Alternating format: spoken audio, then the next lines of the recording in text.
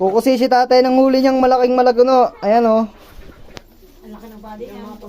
Ay po, kares.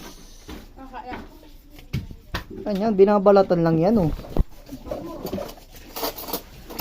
Oh, balat-balat. Sanay na sanay. Parang others. Ayan ang huli po namin ni tatay. Kanina. Sa Gayad. Nagsalupil kami sa Gayad. Isang bangus at saka isang malagonong malaki.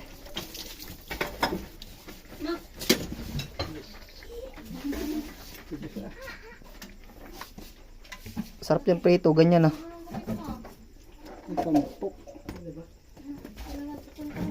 Hirap na hirap po siya, gawa doon sa kaliskis na matigas. Ano?